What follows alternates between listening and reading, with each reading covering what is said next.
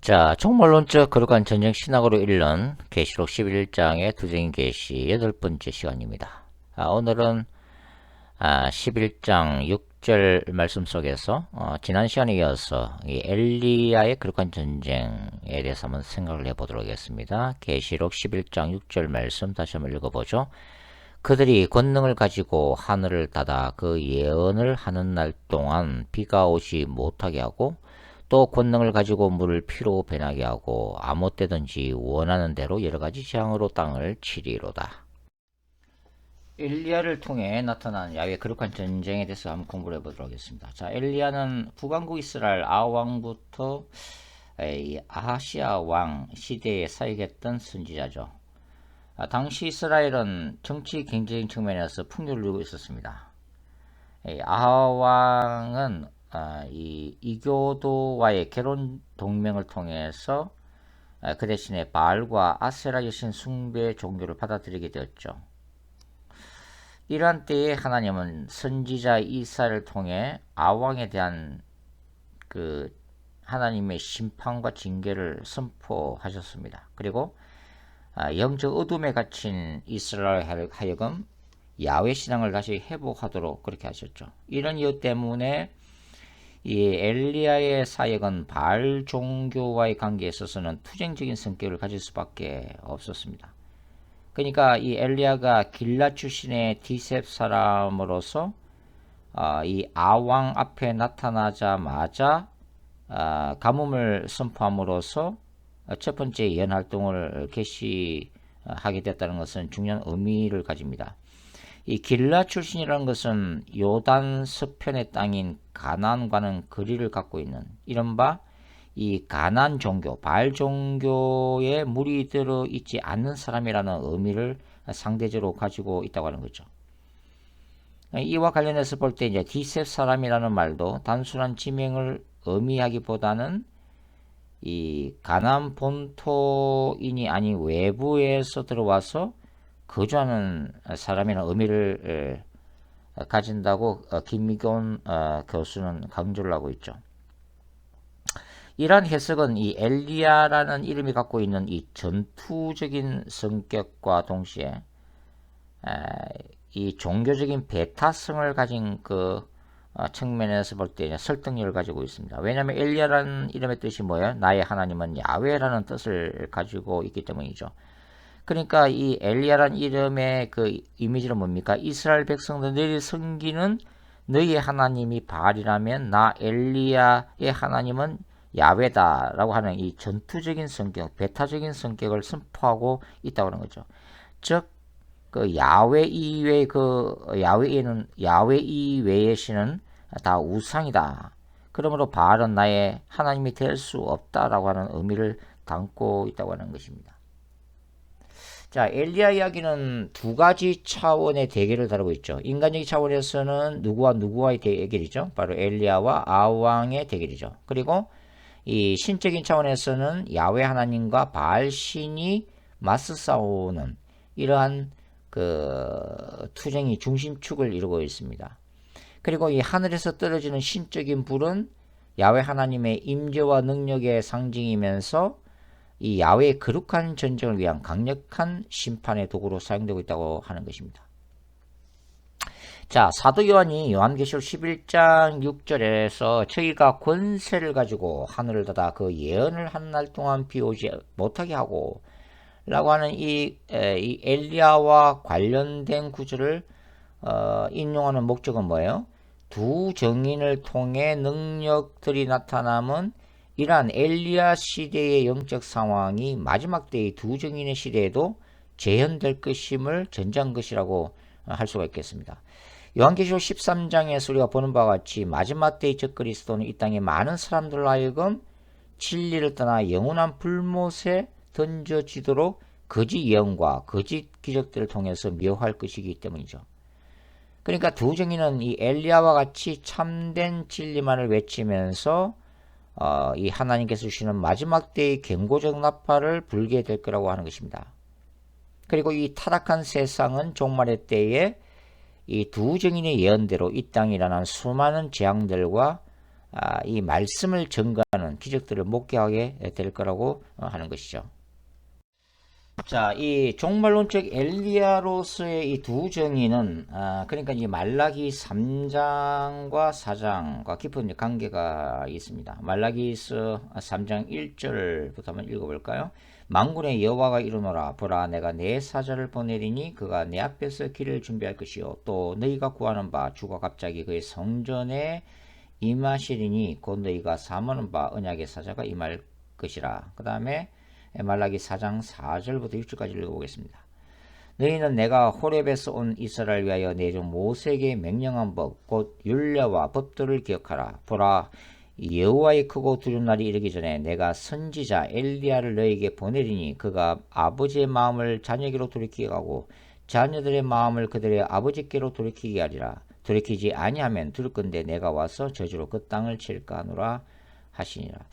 자, 이 말라기서는 이 3장 1절과 또 4장 5절과 6절에서 지금 뭘 언급하고 있어요? 이 종말의 때 나타날 이 메시아를 준비하는 엘리야의 도래에 대해서 지금 언급하고 있죠. 이게 말라기 4장 4절부터 6절은 율법의 대표로서의 모세와 마지막 선지자로서의 엘리야를 언급하는데 이들은 계시록 11장 6절에 기록되어 있는 종말론적 두 정인과 동일시 될 수 있다고 봐집니다. 두 정인은 이 모세와 엘리야처럼 연하고 또 선지자로서의 기능을 수행하고 있기 때문이죠. 그러니까 이 두 정인의 최우선적인 사명이 뭐라고요? 야훼의 날을 세상과 마지막 때의 교회들에게 알리는 것이죠. 그리고 그 날을 준비시키는 것입니다. 이들은 이 말라기에 예언된 마지막 엘리야로서 임박한 하나님의 진노의 잔을 피하도록 회개의 메시지를 선포하게 될 거라고 하는 거죠. 이 예언 사역은 주님의 재림 직전에 열방을 향해 행해질 것이라고 하는 것입니다. 이 말라기서의 이 엘리야와 관련된 이 예언과 밀접한 관계를 갖고 있는 이 복음서에 나오는 인물이 누구예요? 바로 세례 요한입니다. 세례 요한. 그러니까 이 복음서 기자들이 세례 요한에 대해서 보도하고 있는 신학적 관점이 조금씩 다르다는 것을 우리가 알 수가 있는데, 마태는 다시 올 엘리야가 세례 요한임을 마태복음 17장에서 얘기하고 있죠. 그리고 마태복음 3장에서는 이 세례 요한의 메시지를 임박한 종말론적인 심판과 관련지어서 이제 기록을 하고 있습니다. 자, 마가는 어때요? 마가복음 1장 2절 이후에 찾아보시면은 이 땅에 오신 메시아 예수의 복음과 관련해서 그 길을 준비하는 선지자로서의 이 세례 요한 얘기를 마가복음의 서론 부분으로 이제 구성을 해놓고 있죠. 마가는 특별히 이제 마가복음 1장 6절에 세례 요한의 외모를 어떻게 기록하고 있죠? 약대틀을 입고 허리에 가죽띠를 띠고 있는 모습으로 이제 묘사하고 있는데, 이것은 열왕기하 1장 8절에 나오는 엘리야의 외모와 아주 유사합니다. 그러니까 바로 그가 엘리야임을 증거하고 있는 거죠.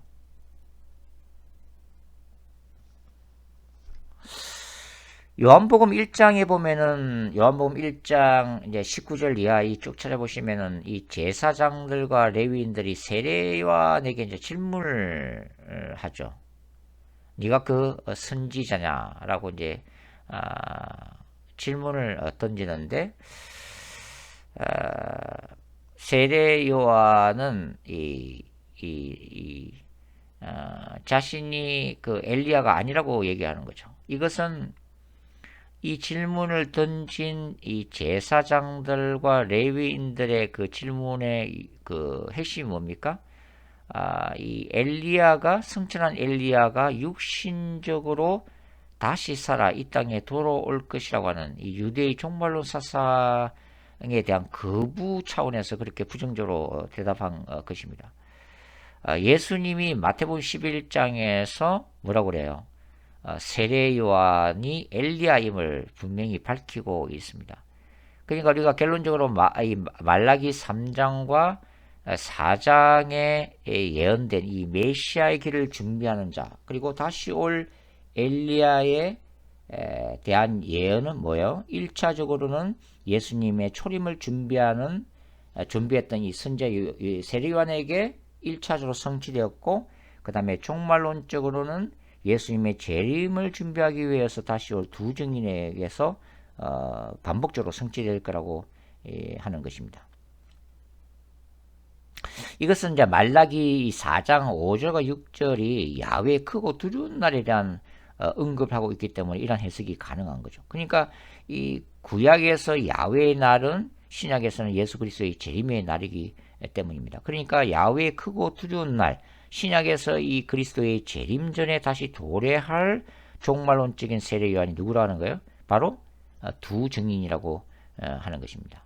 그러니까 세례 요한이 1세기 때는 바로 이 엘리야의 마음과 능력으로 광야에서 외치는 자의 소리로서 예수님의 초림을 준비했다면 이 마지막 때의 두 증인은 동일한 엘리야의 마음과 능력으로 예수 그리스도의 다시 오심을 준비하게 될 거라고 하는 거죠. 자, 그 다음에 우리가 이제 생각해야 될 게 뭐냐면 이 두 증이 나타나는 이 종말론적인 기사와 표적들, 그러니까 성령의 능력으로서의 이 이적들에 대해서 우리가 한번 생각해 볼 필요가 있습니다. 자, 저는 이 두 증인이 일으키는 모세와 엘리야의 기사와 표적의 그 원천적인 바로 예언을 그 요엘 2장으로 잡고 있는데요. 요엘 2장 28절부터 32절에 나타나 있는 바로 요엘 선지자 예언입니다. 이렇게 기록되어 있죠. 그 후에 내가 내 신을 만민에게 부어주리니 너의 자녀들이 장래일을 말할 것이며 너의 늙은이들은 꿈을 꾸며 너의 젊은이는 이상을 볼 것이며 그때 내가 또 내 신으로 남종과 여종에게 부어줄 것이며 내가 이적을 하늘과 땅에서 베풀리니 곧 피와 불과 연기 기둥이라. 여호와의 크고 두려운 날이 이르기 전에 해가 어두워지고 달이 핏빛같이 변하려니 와 누구든지 여호와 이름을 부르는 자는 구원을 얻으리니 이는 나 여호와의 말대로 시온산과 예루살렘에서 피할 자가 있을 것이며 남은 자 중에서 나 여호와의 부름을 받을 자가 있을 것임이니라. 이게 이제 기록이 되어 있죠. 그러니까 구약의 대부분의 선지자들에게 있어서 종말론적인 야훼의 날은 심판의 날이죠. 동시에 구원의 날이라고 하는 이중성을 가지고 있습니다. 특별히 야훼의 날과 이 관련한 성령은 메시아의 도래와 깊은 관련을 맺고 있다고 할 수가 있죠. 자, 윤영진 박사는 요엘 2장 관련해서 재미있는 주장을 하죠. 그것은 뭐냐면 만민에게 성령을 부어줄 것이라는 예언은 의의 교사로 쏘실 메시아 예언과 더불어 요엘서의 중심축을 이루고 있다고 하는 것입니다.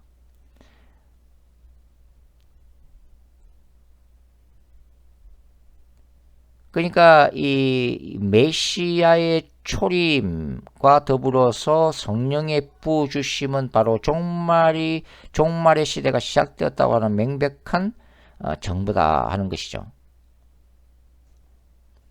그러니까 이러한 메시아의 오심과 관련된 이 종말론적인 성령의 부으심은 사도행전 2장에 나와 있다시피 그 오순절 역사에서 성취가 되었습니다. 그러나 그것으로 끝난 것이 아니죠. 개혁주의 입장에서는 이것이 이 사도행전 2장의 사건을 구원을 위한 이례적 사건으로 해석하지만 저는 반복적인 사건으로 이제 해석을 하고 있습니다. 그러니까 예수님의 재림 직전에 마지막 성령의 기름 부으심과도 관련이 된다고 하는 것이죠. 즉 두 증인을 통해서 나타난 하늘의 권능은 요엘 2장에서 예고된 종말론적인 예언의 반복적인 성취라고 하는 것입니다. 이것은 사도행전 1장 8절에 기록되어 있는 땅끝까지 예수 그리스도를 전가하기 위한 성령의 세라고 할 수가 있죠.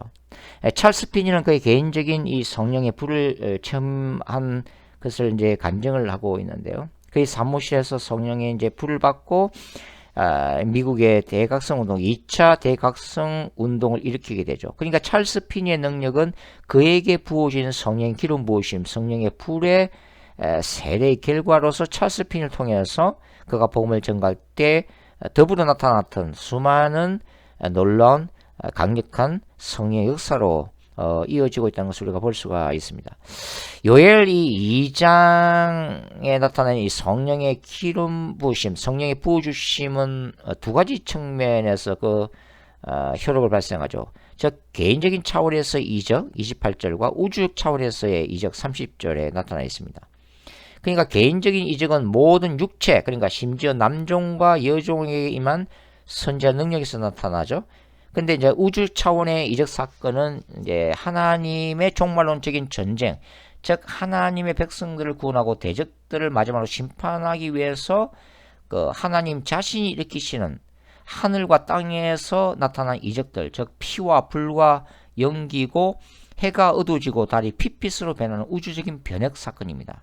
이 부분이 요한계시록 6장에서 반복되면서 예수님의 징조 때 어떤 현상이 일어날 것인가 하는 것을 기록을 하고 있는 거죠. 그러니까 이 요한계시록 6장에서 두 정인이 권세를 가지고 하늘을 닫아 그 예언을 하는 날 동안 비 오지 못하게 하고 권세를 가지고 물을 변하여 피되게 하고 아무 때든지 원하는 대로 여러 가지 재앙으로 땅을 치는 사건은 요엘 2장 30절의 예언이 종말론적으로 성취되는 것 중에 하나라고 할 수가 있는 거죠. 그러니까 피와 불과 연기는 이 바로 출애굽 모티브인데 이게 이제 모세가 날강을 피로 물들이는 사건, 그 다음에 시내산에 하나님의 영광이 불처럼 임한 사건을 동시에 얘기를 하고 있는 거죠. 이러한 하나님의 임재, 하나님의 능력이 마지막 때에 예수님의 재림을 준비하는 두 증인의 사이에서 분명히 나타나게 될 거라고 하는 것입니다. 바로 이러한 이적들이 구약에서 야훼의 거룩한 전쟁에서 천사들이 일으켰던 그런 이적들이죠.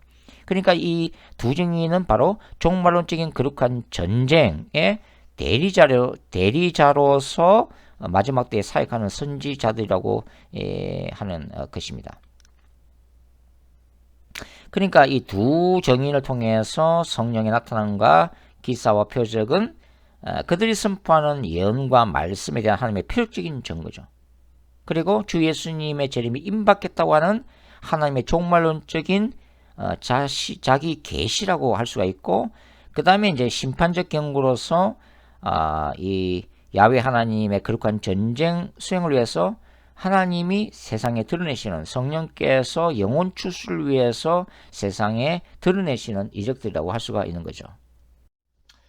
자, 그렇다면 11장 6절의 핵심적인 메시지는 뭐죠? 자, 두 정의는 누구로 나타나요? 종말론적인 모세와 엘리야로 나타날 거라고 하는 것입니다. 그리고 이 말라기 3장과 4장에 따르면 예수 그리스도의 출임을 준비했던 세례 요한은 바로 종말의 때에 예수 그리스도의 재림을 준비하는 마지막 엘리야로 나타나게 될 거라는 거죠. 이 유대 묵시 문학에서도 이 메시아의 도래 전에 종말론적인 선지자의 출현을 예고하고 있다고 하는 것입니다. 그러니까 모세와 엘리야의 도래는 이미 죽었던 모세와 엘리야가 다시 살아서 돌아온다는 의미가 아니라 동일한 능력과 사명에 있어서의 두 증인의 출현을 의미하고 있는 거죠. 모세와 엘리야의 상황은 종말론적인 두 증인의 시대적 상황과도 일치하고 있다는 것을 우리가 이제 알 필요가 있겠습니다. 모세가 이집트의 바로의 권세와 싸웠던 것처럼 두 증인은 사탄의 권세와 적 그리스도와의 거룩한 전쟁을 수행해야만 한다고 하는 거죠. 엘리야가 이스라엘 안에 널리 퍼져 있던 이 바알 숭배 사상과 싸워야 했던 것처럼, 그래서 오직 야훼만이 유일하신 하나님이심을 증거했던 것처럼 두 증인도 교회 안에 퍼져 있는 이 혼합주의적 거짓 신앙 체계와도 싸워야만 되고, 오직 주 예수만이 유일한 구원자이심을 드러내면서 이 종교다원주의 사회 속에서 진리를 선포해야 한다고 하는 것입니다. 모세가 이스라엘을 가나안 땅으로 인도함과 동시에 하나님의 영광을 드러내기 위해서 홍해를 가르고 반석에서 물이 나게 하는 등 숱한 기사와 표적을 행한 것처럼 두 증인도 바로 이러한 모세의 능력으로 마지막 때에 사역하게 될 거라고 하는 거죠. 엘리야가 야훼 하나님의 정인으로서 그분의 영광을 위해서 불이 내리는 능력으로 사역을 하고 있잖아요. 마찬가지로 두 증인이 이 마지막 때의 복음을 전가할 때에 또 동일하게 바로 기사와 표적들이 뒤따르게 될 거라고 하는 것입니다. 이것은 바로 요엘 2장의 반복적인 성취다라고 말씀을 드렸습니다. 동시에 1세기 사도들이 행했던 복음의 능력으로서의 표적들에 대한 종말론적인 성취다라고 이제 우리가 얘기를 할 수가 있는 거죠. 이러한 성령의 능력들이 필요한 이유는 뭐라고요? 마지막 때에 숱한 거짓 기적들을 행하면서 수많은 영혼들을 지옥으로 끌고 가는 이 악의 권세와의 전쟁에서 승리하기 위해서, 그리고 영혼들을 사랑하는 하나님의 긍휼에서 이런 기사와 표적이 나타나게 된다고 하는 것입니다. 그러니까 하나님의 나라, 확장이라는 측면에서 기사와 표적이 드러나게 된다고 하는 거죠. 그러니까 마지막 때의 교회에서는 이 선지자적인 정보로서의 말씀이 더욱더 중요해질 뿐만 아니라 바로 초대 교회에서 일어났던 사도행정적인 역사, 바로 말씀에 따르는 기사와 표적이 동시에 회복될 거라는 것 우리가 기억할 필요가 있겠습니다. 자, 오늘 여기까지 하겠습니다. 수고하셨습니다.